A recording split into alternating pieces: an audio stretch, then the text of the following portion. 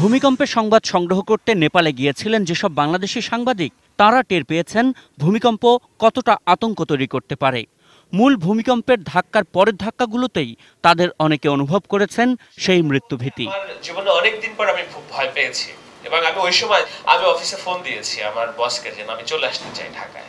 আমার পাসপোর্ট বা আমার নোটবুক সবকিছুর মধ্যে বাংলাদেশের পতাকা, অন্তত বাংলাদেশের লাশ হিসেবে ফেরত আসার একটা তৈরি আমার মাথার মধ্যে ছিল। নেপালের মতো ঘটনা বাংলাদেশে হলে কি হবে? সবার উত্তর, ঢাকা হয়ে উঠবে পরিত্যক্ত এক নগরী। সময়ের পরিক্রমায় লেখা থাকবে ঢাকা শহরের আত্মহত্যার খবর। এই নেপালের অভিজ্ঞতা আমরা যারা কাভার করে এসেছি তারা বাংলাদেশে এরকম একটি অভিজ্ঞতা বা ঢাকায় একটা এরকম অভিজ্ঞতা কাভার করতে পারবো এটা আমি মনে করি না। অন্য দেশের হেডলাইন কি হতে পারে এটা কল্পনায় আমি ভাবতে পারি যে একটা দেশ বা একটা শহর কিভাবে সুইসাইড করলো, একটা সুইসাইডের গল্প। এত বড় ভূমিকম্পেও নেপালে মৃত্যুর সংখ্যা তুলনামূলক কম।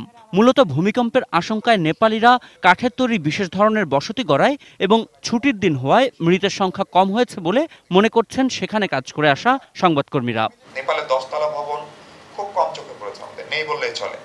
এমনকি নেপাল সরকারের আইন ছিল 2006 সাল পর্যন্ত সেখানে 2.5 তলার বেশি বিল্ডিং তৈরি করা যেত না। দেখেন তাদের বিল্ডিং এত বিল্ডিং বড় না বললে কম মৃত্যু হয়েছে। আসলে তারা তো তাদের সেন্স আছে, আমরা তো উই আর জাস্ট ননসেন্স জাতি একটা পুরো। আমরা আসলে চিলির মাত্রাটা ছিল হাইতির মাত্রা চাইতে বেশি, কিন্তু চিলিতে কিন্তু আপনার মাত্র 1000 নিচের লোক মারা গেল, আর সেখানে 2.5 লক্ষ লোক মারা গেল হাইতিতে।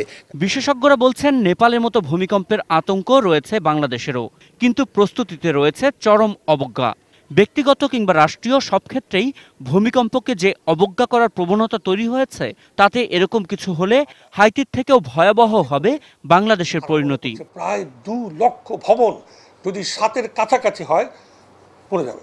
নেপালের চেয়ে আমাদের অবস্থা আরো অনেক ভয়াবহ, কিন্তু এই ভয় দেখিয়ে আর কত করব, ক্লান্ত হয়ে গেছি আমরা। Ashikur Rahman Apu, ATN news, Dhaka.